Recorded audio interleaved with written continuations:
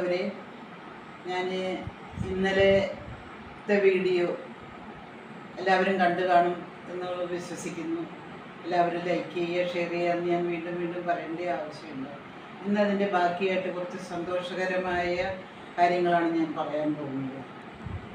എന്താണെന്ന് വെച്ചാൽ, നമ്മൾ ചെറുപ്പത്തിൽ 10, 12, 15 വയസ്സൊക്കെ ഉള്ള സമയത്ത് നമുക്ക് കളിയും ചിരിയും അങ്ങനെയുള്ള ഒരു ഇതിലാണല്ലോ നമ്മൾ കൂടുതൽ താല്പര്യം. അപ്പോൾ അങ്ങനെയുള്ള സമയങ്ങളിൽ ഞങ്ങളുടെ വീട്ടിൽ നിന്നാണെങ്കിൽ കളിക്കാനൊന്നും പുറത്തേക്ക് വിടില്ല. ആകെ കളിക്കാൻ വിടുക എന്ന് പറയുന്നത് ഓണത്തിന് 10 ദിവസം നമ്മളെ ഒന്ന് പുറത്തേക്ക് വിടും.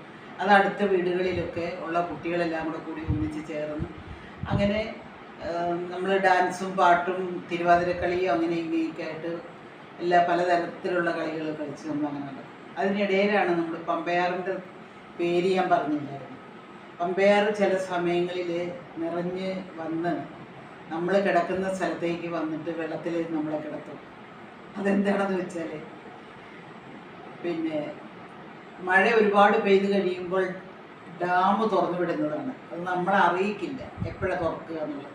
ചിലപ്പോൾ നമ്മൾ അന്നൊക്കെ നിലത്ത് കിടന്നിട്ടാണല്ലോ ഉറങ്ങുകയൊക്കെ ചെയ്യും. കട്ടിലിൽ നിന്നൊന്നും ഇല്ലാത്തൊരു കാലങ്ങളാണ്. അപ്പോൾ ചിലപ്പോൾ നമ്മളൊരു പാതിരയാകുമ്പോൾ നമ്മൾ വെള്ളത്തിലായിരിക്കും കിടക്കുന്നത്. അപ്പോൾ നമുക്ക് സന്തോഷമാണ്.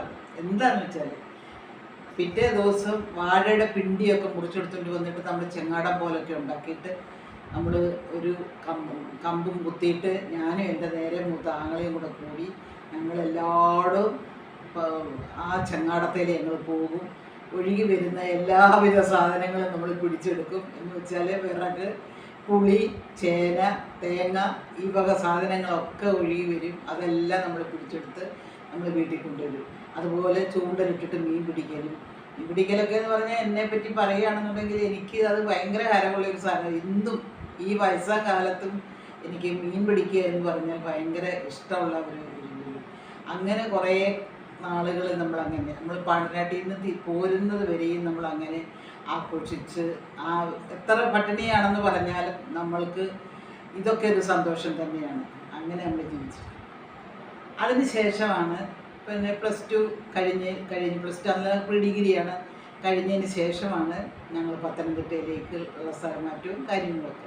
അവിടെ ചെന്നിട്ടാണ് പിന്നെ ഞാൻ ടൈപ്പ് റൈറ്റിങ്ങും ഷോർട്ട് ഹാൻഡും പഠിക്കാനായിട്ടാണ് പോയത്. പോകുന്ന സമയത്ത് ഒരു സ്പെഷ്യൽ ക്ലാസ് അവിടെ വന്നു. ഒരു അറബി മാഷ് വന്നിട്ട്, അറബിയല്ല ക്രിസ്ത്യാനി മാഷാണ്, അറബിയാണ് പഠിപ്പിക്കുന്നത്. അങ്ങനെ വന്ന് ടൈപ്പ് റൈറ്റിങ്ങും ഷോർട്ട് ഹാൻഡും പഠിക്കാൻ പോകുന്ന സമയങ്ങളിൽ നമ്മൾ വെറുതെ എങ്കിലും നമ്മളൊന്ന് ആ ക്ലാസ് ഒന്ന് അറ്റൻഡ് ചെയ്യാൻ പോയതാണ്. അങ്ങനെ ഞാൻ അവിടുത്തെ സ്റ്റുഡൻ്റായി മാറി. ഇങ്ങനെ വീട്ടിൽ വന്ന് പറഞ്ഞു കഴിഞ്ഞപ്പം നിനക്ക് പഠിക്കാൻ പറ്റുമോ, അറബിയല്ലേ എന്നൊക്കെ അമ്മ പറഞ്ഞു. എന്നിട്ട് ഞാൻ പറഞ്ഞു ഞാനത് എങ്ങനെയെങ്കിലുമൊക്കെ പഠിച്ചെടുത്തോളാം. എൻ്റെ ഉദ്ദേശം എന്താണെന്ന് വെച്ചാൽ, എനിക്ക് എങ്ങനെയെങ്കിലും ഒരു ജോലി സമ്പാദിക്കണം എന്നുള്ള ഒരു കല്യാണത്തെക്കുറിച്ചല്ല നമ്മൾ കൂടുതലായിട്ട് ചിന്തിച്ചത്.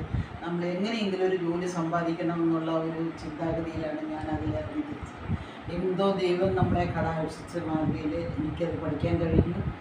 എനിക്ക് ആദ്യത്തെ പ്രാവശ്യം 26 കുട്ടികളുണ്ടായിട്ട് ആദ്യം ഞാൻ മാത്രം കാലിക്കറ്റ് യൂണിവേഴ്സിറ്റിയുടെ എക്സാമാണ് തൃശ്ശൂർ. അതിന് ഞാൻ മാത്രമാണ് ജയിച്ചത്. അങ്ങനെ ഞാൻ ജയിച്ച് കഴിഞ്ഞ് കുറച്ച് നാൾ കഴിഞ്ഞ് എൻ്റെ കൂടെ എനിക്കൊരു കൂട്ടുകാരത്തിയും കൂടെ ഉണ്ടായിരുന്നു, ശാന്ത.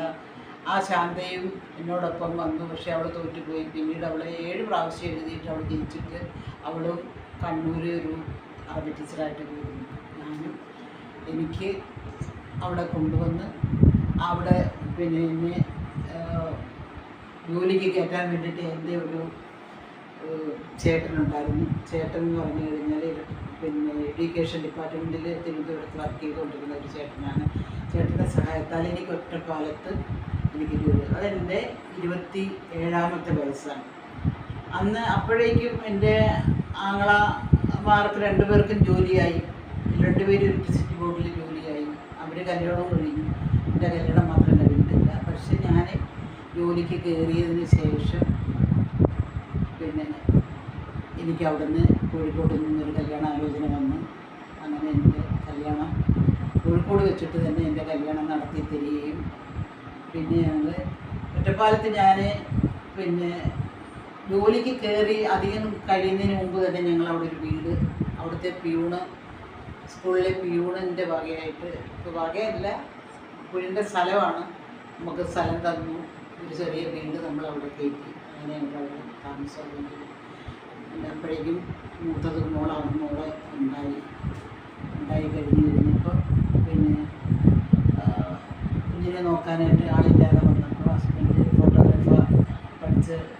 ഫോട്ടോഗ്രാഫറായിട്ട് ജോലി ചെയ്തുകൊണ്ട് കോഴിക്കോട് നാഷണൽ സ്റ്റുഡിയോയിൽ വർക്ക് ചെയ്തിട്ടുള്ള വ്യക്തിയായിരുന്നു. പല ആൾക്കാരെയും കുട്ടിയെ നോക്കാൻ വേണ്ടിയിട്ട് വിളിച്ചെങ്കിലും എല്ലാവരും വന്നപ്പോൾ പോയി. അവസാനം പിന്നെ ഹസ്ബൻഡ് എൻ്റെ കൂടെ താമസം. ഇന്നത്തെ വീഡിയോ നമുക്കിവിടെ വൈൻഡപ്പ് ചെയ്യുകയാണ്. എല്ലാവരും സബ്സ്ക്രൈബ് ചെയ്യണം, ലൈക്ക് ചെയ്യണം, ഷെയർ ചെയ്യുമല്ലോ. നാളെ വീണ്ടും നമുക്ക് കാണാം. ബൈ.